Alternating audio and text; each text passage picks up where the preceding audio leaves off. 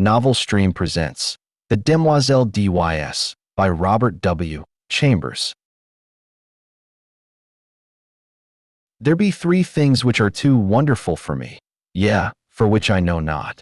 The way of an eagle in the air, the way of a serpent upon a rock, the way of a ship in the midst of the sea, and the way of a man with a maid. Chapter 1. The utter desolation of the scene began to have its effect. I sat down to face the situation and, if possible, recall to mind some landmark which might aid me in extricating myself from my present position. If I could only find the ocean again, all would be clear, for I knew one could see the island of Groix from the cliffs. I laid down my gun, and kneeling behind a rock, lighted a pipe. Then I looked at my watch. It was nearly 4 o'clock. I might have wandered far from Kerslake since daybreak. Standing the day before on the cliffs below Kerslake with Gulvin, looking out over the somber moors among which I had now lost my way, these downs had appeared to me level as a meadow, stretching to the horizon, and although I knew how deceptive is distance, I could not realize that what from Kerslake seemed to be mere grassy hollows were great valleys covered with gorse and heather, and what looked like scattered boulders were in reality enormous cliffs of granite. "It's a bad place for a stranger," old Gulvin had said. "You'd better take a guide." And I had replied, "I shall not lose myself." Now I knew that I had lost myself, as I sat there smoking, with the sea wind blowing in my face. On every side stretched the moorland, covered with flowering gorse and heath and granite boulders. There was not a tree in sight, much less a house. After a while, I picked up the gun, and turning my back on the sun, tramped on again. There was little use in following any of the brawling streams which every now and then crossed my path, for, instead of flowing into the sea, they ran inland to reedy pools in the hollows of the moors. I had followed several, but they all led me to swamps or silent little ponds from which the snipe rose peeping and wheeled away in an ecstasy of fright. I began to feel fatigued, and the gun galled my shoulder in spite of the double pads. The sun sank lower and lower, shining level across yellow gorse and the moorland pools. As I walked, my own gigantic shadow led me on, seeming to lengthen at every step. The gorse scraped against my leggings, crackled beneath my feet, showering the brown earth with blossoms, and the brake bowed and billowed along my path. From tufts of heath rabbits scurried away through the bracken, and among the swamp grass I heard the wild duck's drowsy quack. Once a fox stole across my path, and again, as I stooped to drink at a hurrying rill, a heron flapped heavily from the reeds beside me. I turned to look at the sun. It seemed to touch the edges of the plain, when at last I decided that it was useless to go on, and that I must make up my mind to spend at least one night on the moors. I threw myself down thoroughly fagged out. The evening sunlight slanted warm across my body, but the sea winds began to rise, and I felt a chill strike through me from my wet shooting boots. High overhead gulls were wheeling and tossing like bits of white paper. From some distant marsh a solitary curlew called. Little by little the sun sank into the plain, and the zenith flushed with the afterglow. I watched the sky change from palest gold to pink, and then to smoldering fire. Clouds of midges danced above me, and high in the calm air a bat dipped and soared. My eyelids began to droop. Then as I shook off the drowsiness, a sudden crash among the bracken roused me. I raised my eyes. A great bird hung quivering in the air above my face. For an instant I stared, incapable of motion. Then something leaped past me in the ferns, and the bird rose, wheeled, and pitched headlong into the brake. I was on my feet in an instant, peering through the gorse. There came the sound of a struggle from a bunch of heather close by, and then all was quiet. I stepped forward, my gun poised, but when I came to the heather the gun fell under my arm again, and I stood motionless in silent astonishment. A dead hare lay on the ground, and on the hare stood a magnificent falcon, one talon buried in the creature's neck, the other planted firmly on its limp flank. But what astonished me was not the mere sight of a falcon sitting upon its prey. I had seen that more than once. It was that the falcon was fitted with a sort of leash about both talons, and from the leash hung a round bit of metal like a sleigh bell, The bird turned its fierce yellow eyes on me, and then stooped and struck its curved beak into the quarry. At the same instant, hurried steps sounded among the heather, and a girl sprang into the covert in front. Without a glance at me, she walked up to the falcon and, passing her gloved hand under its breast, raised it from the quarry. Then she deftly slipped a small hood over the bird's head, and holding it out on her gauntlet, stooped and picked up the hair. She passed a cord about the animal's legs and fastened the end of the thong to her girdle. Then she started to retrace her steps through the covert. As she passed me, I raised my cap, and she acknowledged my presence with a scarcely perceptible inclination. I had been so astonished, so lost in admiration of the scene before my eyes, that it had not occurred to me that here was my salvation. But as she moved away, I recollected that unless I wanted to sleep on a windy moor that night, I had better recover my speech without delay. At my first word she hesitated, and as I stepped before her, I thought a look of fear came into her beautiful eyes. But as I humbly explained my unpleasant plight, her face flushed, and she looked at me in wonder. "Surely you did not come from Kerslake," she repeated.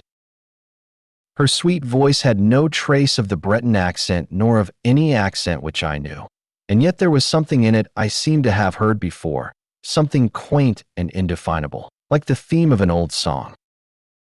I explained that I was an American, unacquainted with Finistère, shooting there for my own amusement. "An American," she repeated in the same quaint musical tones. "I have never before seen an American." For a moment she stood silent. Then looking at me, she said, "If you should walk all night, you could not reach Kerslake now, even if you had a guide." This was pleasant news. "But," I began, "if I could only find a peasant's hut where I might get something to eat and shelter." The falcon on her wrist fluttered and shook its head. The girl smoothed its glossy back and glanced at me. "Look around," she said gently. "Can you see the end of these moors? Look, north, south, east, west. Can you see anything but moorland and bracken?" "No," I said. "The moor is wild and desolate. It is easy to enter, but sometimes they who enter never leave it. There are no peasants' huts here." "Well," I said, "if you will tell me in which direction Kerslake lies, tomorrow it will take me no longer to go back than it has to come." She looked at me again with an expression almost like pity. "Ah," she said, "to come is easy and takes hours. To go is different and may take centuries." I stared at her in amazement, but decided that I had misunderstood her. Then, before I had time to speak, she drew a whistle from her belt and sounded it. "Sit down and rest," she said to me. "You have come a long distance and are tired." She gathered up her pleated skirts and, motioning me to follow, picked her dainty way through the gorse to a flat rock among the ferns. "They will be here directly," she said, and, taking a seat at one end of the rock, invited me to sit down on the other edge. The afterglow was beginning to fade in the sky, and a single star twinkled faintly through the rosy haze. A long, wavering triangle of waterfowl drifted southward over our heads, and from the swamps around Plover were calling. "They are very beautiful, these moors," she said quietly. "Beautiful, but cruel to strangers," I answered. "Beautiful and cruel," she repeated dreamily. "Beautiful and cruel." "Like a woman," I said stupidly.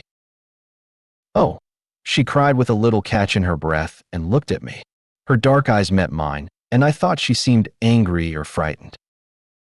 "Like a woman," she repeated under her breath. "How cruel to say so." Then, after a pause, as though speaking aloud to herself, "How cruel for him to say that." I don't know what sort of an apology I offered for my inane, though harmless speech, but I know that she seemed so troubled about it that I began to think I had said something very dreadful without knowing it, and remembered with horror the pitfalls and snares which the French language sets for foreigners. While I was trying to imagine what I might have said, a sound of voices came across the moor, and the girl rose to her feet. "No," she said, with a trace of a smile on her pale face. "I will not accept your apologies, monsieur, but I must prove you wrong, and that shall be my revenge. Look, here come Hastur and Raoul." Two men loomed up in the twilight. One had a sack across his shoulders, and the other carried a hoop before him as a waiter carries a tray. The hoop was fastened with straps to his shoulders, and around the edge of the circlet sat 3 hooded falcons fitted with tinkling bells. The girl stepped up to the falconer, and with a quick turn of her wrist transferred her falcon to the hoop, where it quickly sidled off and nestled among its mates, who shook their hooded heads and ruffled their feathers till the belled jesses tinkled again. The other man stepped forward and, bowing respectfully, took up the hare and dropped it into the game sack. "These are my piqueurs," said the girl, turning to me with a gentle dignity. "Raoul is a good falconer, and I shall some day make him Grand Veneur. Hastur is incomparable." The two silent men saluted me respectfully. "Did I not tell you, monsieur, that I should prove you wrong?" she continued. "This, then, is my revenge, that you do me the courtesy of accepting food and shelter at my own house." Before I could answer, she spoke to the falconers, who started instantly across the heath, and with a gracious gesture to me she followed. I don't know whether I made her understand how profoundly grateful I felt, but she seemed pleased to listen as we walked over the dewy heather. "Are you not very tired?" she asked. I had clean forgotten my fatigue in her presence, and I told her so. "Don't you think your gallantry is a little old-fashioned?" she said, and when I looked confused and humbled, she added quietly, "Oh, I like it. I like everything old-fashioned, and it is delightful to hear you say such pretty things." The moorland around us was very still now under its ghostly sheet of mist. The plover had ceased their calling. The crickets and all the little creatures of the fields were silent as we passed. Yet it seemed to me as if I could hear them beginning again far behind us.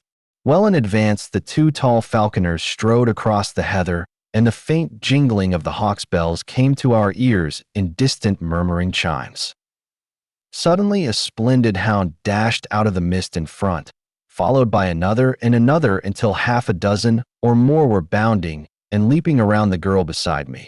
She caressed and quieted them with her gloved hand, speaking to them in quaint terms which I remembered to have seen in old French manuscripts.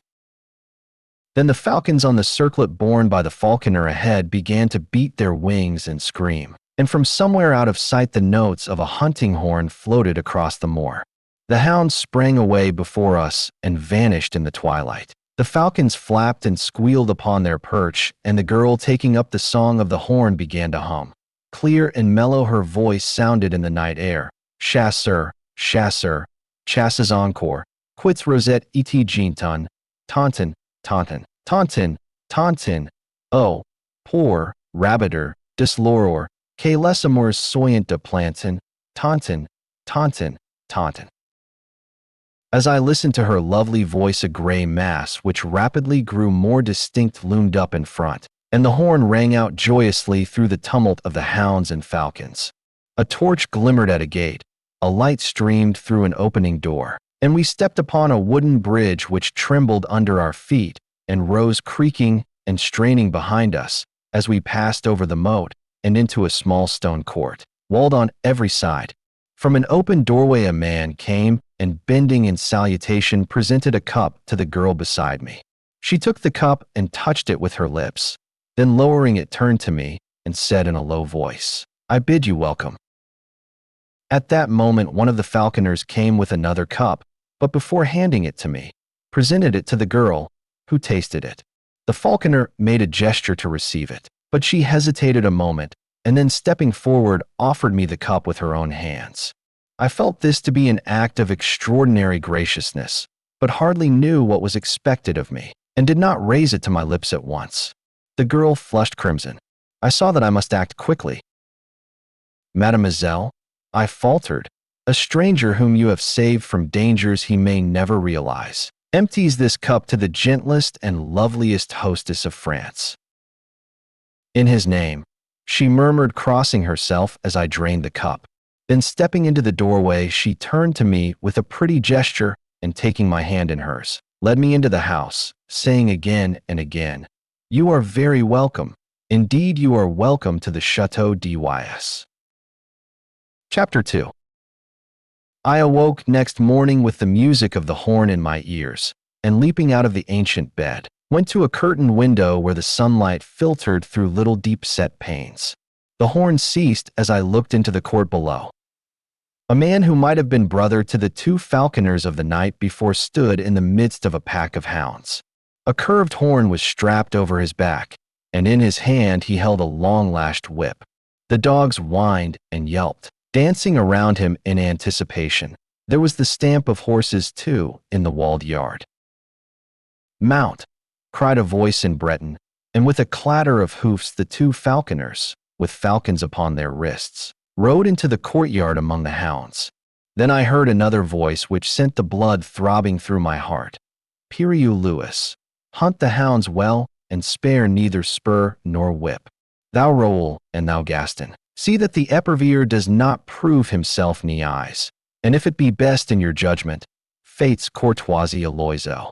Jardiner en oiseau like the mew thereon Hastur's wrist is not difficult, but thou, Raoul, mayest not find it so simple to govern that Haggard.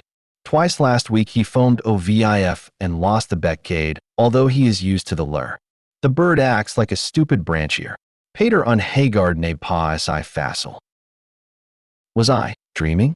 The old language of falconry which I had read in yellow manuscripts, the old forgotten French of the Middle Ages, was sounding in my ears while the hounds bayed and the hawks' bells tinkled accompaniment to the stamping horses. She spoke, again in the sweet forgotten language. "If you would rather attach the lunge and leave thy Haggard au bloc, Raoul, I shall say nothing, for it were a pity to spoil so fair a day's sport with an ill-trained source. Essemer abaser, it is possibly the best way. C.A. Louis Donner de Reigns. I was perhaps hasty with the bird. It takes time to pass à la filière and the exercises d'escape." Then the falconer Raoul bowed in his stirrups and replied, "If it be the pleasure of Mademoiselle, I shall keep the hawk." "It is my wish," she answered. "Falconry I know, but you have yet to give me many a lesson in auto-ursery, my poor Raoul. Sieur Piriou Lewis, mount." The huntsman sprang into an archway and in an instant returned, mounted upon a strong black horse, followed by a piqueur also mounted. "Ah," she cried joyously, "speed, Glimmerec Rene. Speed, speed all. Sound thy horn, Sieur Piriou." The silvery music of the hunting horn filled the courtyard. The hounds sprang through the gateway, and galloping hoofbeats plunged out of the paved court, loud on the drawbridge, suddenly muffled, then lost in the heather and bracken of the moors.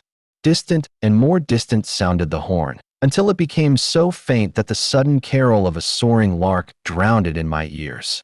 I heard the voice below responding to some call from within the house. "I do not regret the chase. I will go another time. Courtesy to the stranger. Pélage, remember." And a feeble voice came quavering from within the house. "Courtoisie." I stripped and rubbed myself from head to foot in the huge earthen basin of icy water which stood upon the stone floor at the foot of my bed. Then I looked about for my clothes. They were gone, but on a settle near the door lay a heap of garments which I inspected with astonishment. As my clothes had vanished, I was compelled to attire myself in the costume which had evidently been placed there for me to wear while my own clothes dried. Everything was there: cap, shoes, and hunting doublet of silvery gray homespun. But the close-fitting costume and seamless shoes belonged to another century, and I remembered the strange costumes of the three falconers in the courtyard. I was sure that it was not the modern dress of any portion of France or Brittany, but not until I was dressed and stood before a mirror between the windows did I realize that I was clothed much more like a young huntsman of the Middle Ages than like a Breton of that day. I hesitated and picked up the cap. Should I go down and present myself in that strange guise? There seemed to be no help for it. My own clothes were gone, and there was no bell in the ancient chamber to call a servant. So I contented myself with removing a short hawk's feather from the cap, and opening the door went downstairs. By the fireplace in the large room at the foot of the stairs an old Breton woman sat spinning with a distaff. She looked up at me when I appeared, and, smiling frankly, wished me health in the Breton language, to which I laughingly replied in French. At the same moment my hostess appeared and returned my salutation with a grace and dignity that sent a thrill to my heart. Her lovely head with its dark curly hair was crowned with a headdress which set all doubts as to the epoch of my own costume at rest.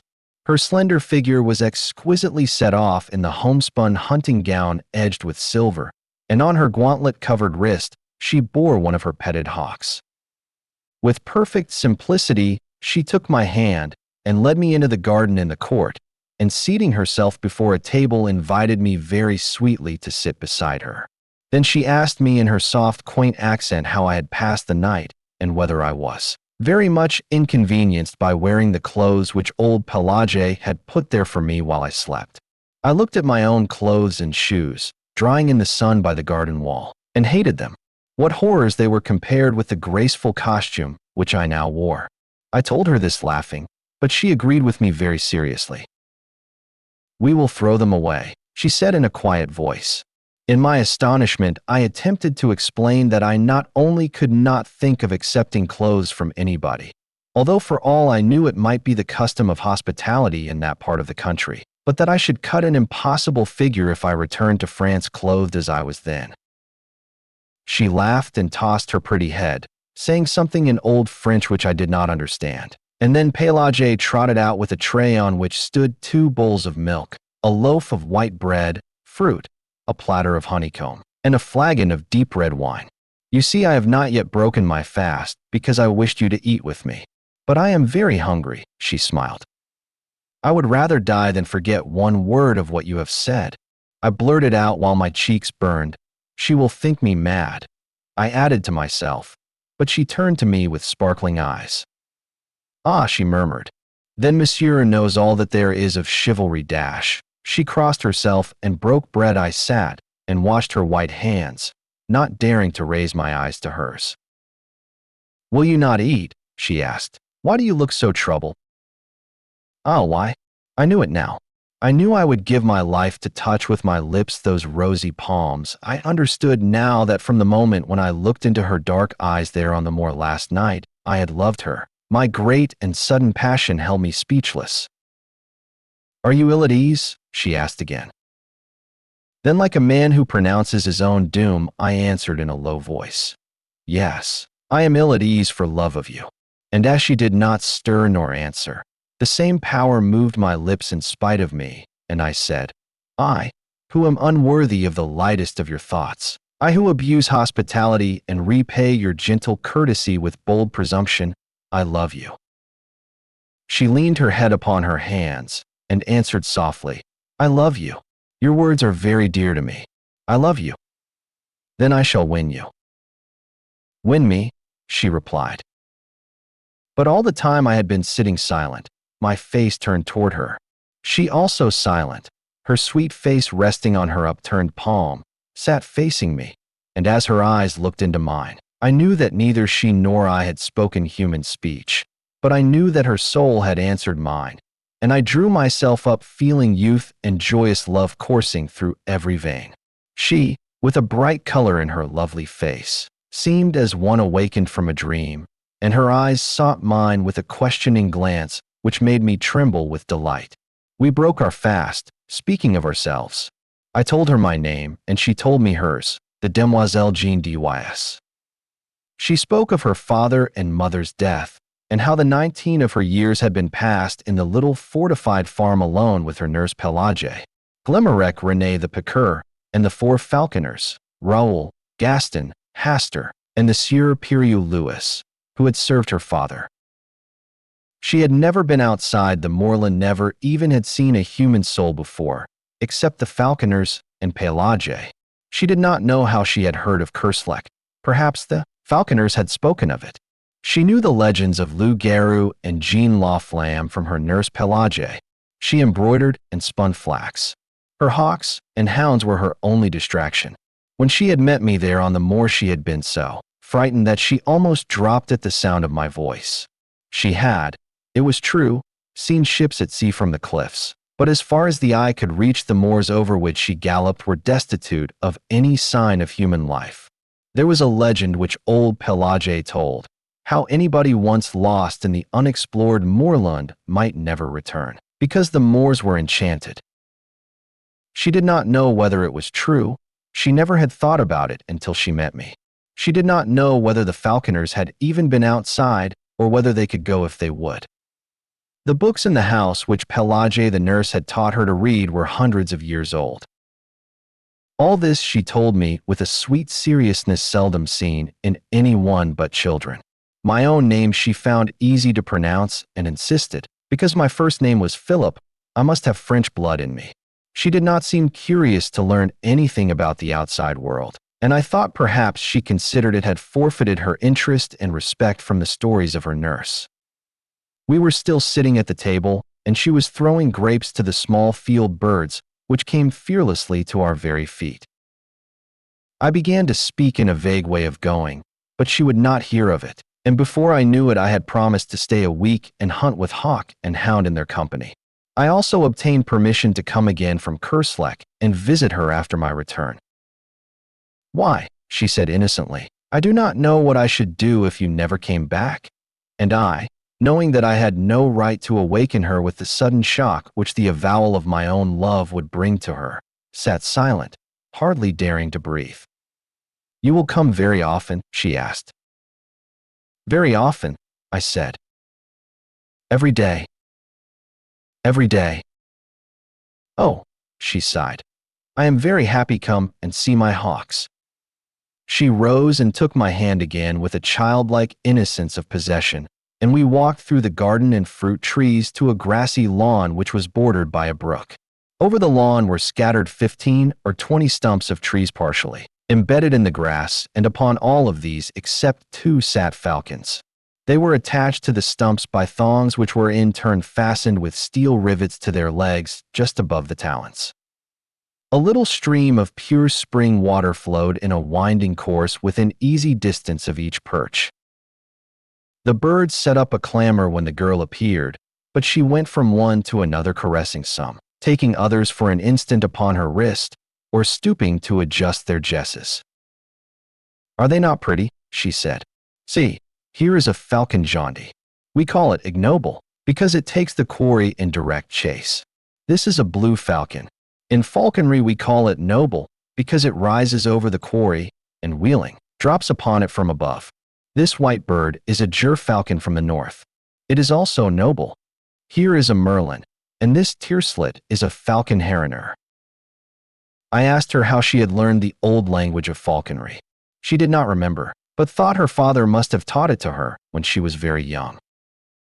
Then she led me away and showed me the young falcons still in the nest. "They are termed neis in falconry," she explained. "A branchier is the young bird which is just able to leave the nest and hop from branch to branch. A young bird which has not yet molted is called a source, and a mew is a hawk which has molted in captivity. When we catch a wild falcon which has changed its plumage, we term it a haggard. Raoul first taught me to dress a falcon. Shall I teach you how it is done?" She seated herself on the bank of the stream among the falcons, and I threw myself at her feet to listen. Then the Demoiselle Dys held up one rosy-tipped finger and began very gravely. "First one must catch the falcon." "I am caught," I answered. She laughed very prettily and told me my dressage would perhaps be difficult, as I was noble.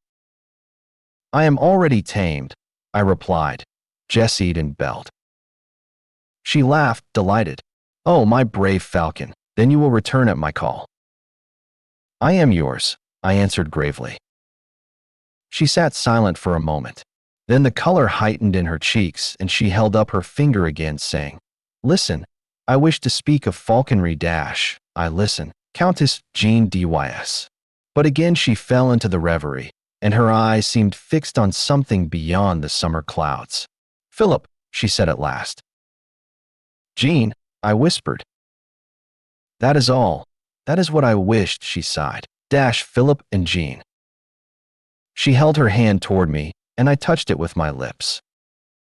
"Win me," she said, but this time it was the body and soul which spoke in unison.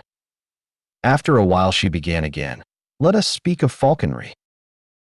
"Begin," I replied. We have caught the falcon." Then Jeanne Dys took my hand in both of hers and told me how with infinite patience the young falcon was taught to perch upon the wrist, how little by little it became used to the belled jesses and the chaperon au cornet. "They must first have a good appetite," she said.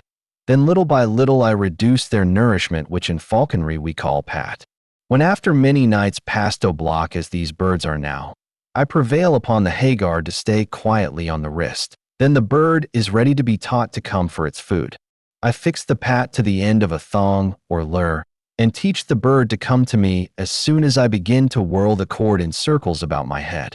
At first I drop the pat when the falcon comes, and he eats the food on the ground. After a little he will learn to seize the lure in motion as I whirl it around my head or drag it over the ground. After this it is easy to teach the falcon to strike at game, always remembering to faire courtoisie à l'oiseau, that is, to allow the bird to taste the quarry." A squeal from one of the falcons interrupted her, and she arose to adjust the lunge which had become whipped about the block, but the bird still flapped its wings and screamed. "What is the matter?" she said. "Philip, can you see?" I looked around, and at first saw nothing to cause the commotion, which was now heightened by the screams and flapping of all the birds. Then my eye fell upon the flat rock beside the stream from which the girl had risen. A gray serpent was moving slowly across the surface of the boulder, and the eyes in its flat triangular head sparkled like jet. "A coluver," she said quietly. "It is harmless, is it not?" I asked. She pointed to the black V-shaped figure on the neck. "It is certain death," she said. "It is a viper." We watched the reptile moving slowly over the smooth rock to where the sunlight fell in a broad warm patch. I started forward to examine it, but she clung to my arm crying, "Don't, Philip, I am afraid." "For me?" "For you, Philip, I love you." Then I took her in my arms and kissed her on the lips, but all I could say was, "Jeanne, Jeanne, Jeanne."